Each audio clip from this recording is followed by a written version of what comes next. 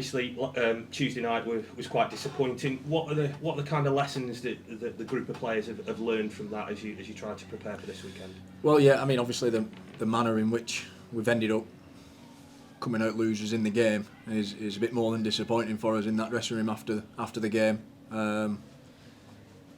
We take full responsibility for it as a group. We put ourselves in good positions. We started off really, really well, and the manner in which we probably lost control in what we had, I think, in the first half, and then it become a little bit more basketball-y, and they ask you a lot of questions. You know, we've played against them enough time to know what they're good at and how they stress you. And unfortunately for us on the day, we just couldn't get over the line. When you have a game like that, what do you kind of have to do mentally as a group to try and reset yourself? Is it a matter of going over it and picking out things, or do you try and put it behind you? Well, it's something that we're working very hard to try and implement how we want to try and go about each game plan and stick to it for as long as we possibly can in the game.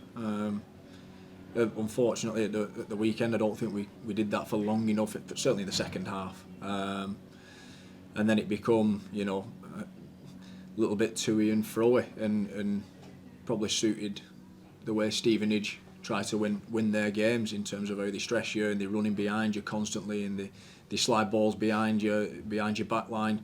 But yeah, on the other side of the coin, we've gone and scored 3 goals against a team what are doing well in the league, and they know how to win a few games, which they've proved that up to this point.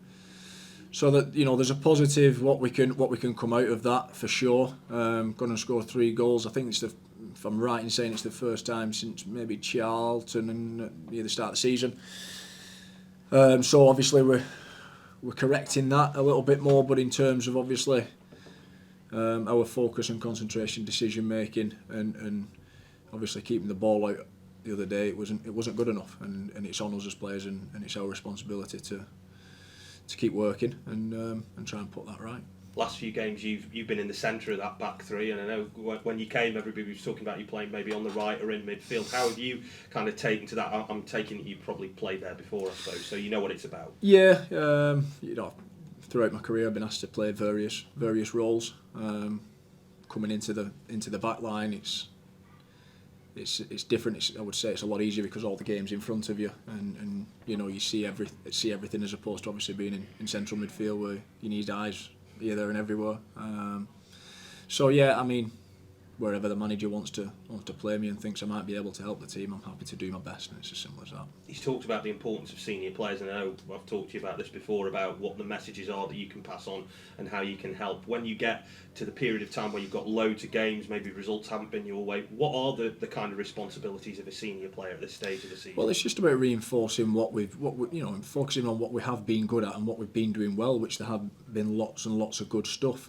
Obviously, the obvious one is the results haven't been what we want, justified or not. It's as simple as that, and that's on us.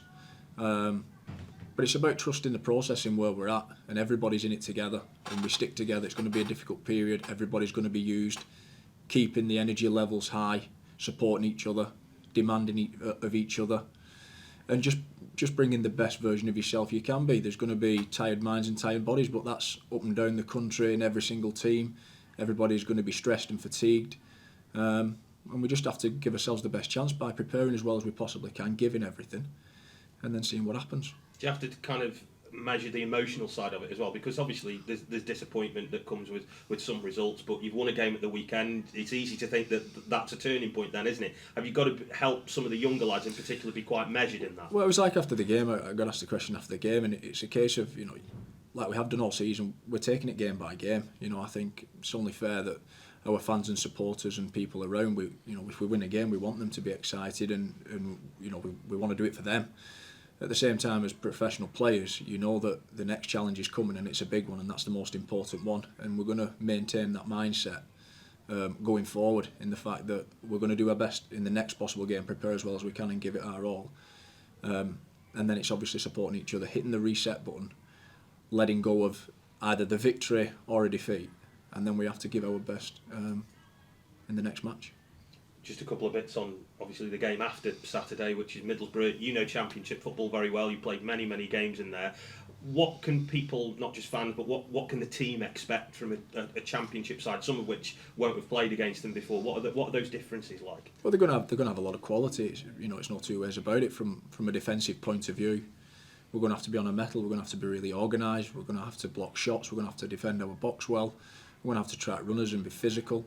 And at the other end, we're going to have to try and implement at times in the way that we want to play and back ourselves and go and have a right good go at Middlesbrough. I don't see any reason to be overly concerned about them, but obviously it's natural that they've got quality players throughout, and if we can be on our game on the day, I don't see any reason why we can't surprise a few people. But at the same time, we're going to go in it and back ourselves and have a go at them. For the club to get to this stage anyway is historic. But does that ever come into players' heads when you realise the gravity of where you are and what you've achieved so far? I mean, you hear it about, and I'm sure maybe when the dust settles in the future and whatever happens, it might hit home. But at the same time, like I said, whichever competition you're involved in, you just want to win the next game, whether that's in the cup, the league. Whichever competition you're in, you just want to try and win. So in terms of setting bits of history and all that, nice to be part of. Are we focused on that? We're just focused on trying to win the next game, really. Do you relish kind of games like that though, where you'll come up against centre forwards who are in their prime and they've got experience and they're playing championship football? Do you kind of, as an experienced player yourself, do you love that?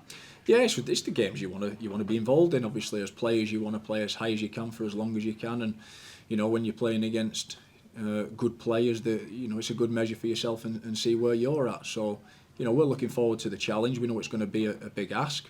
A lot of people will probably write us off, which is natural, but at the same time, we're going to work very hard and do everything we possibly can to try and win that game.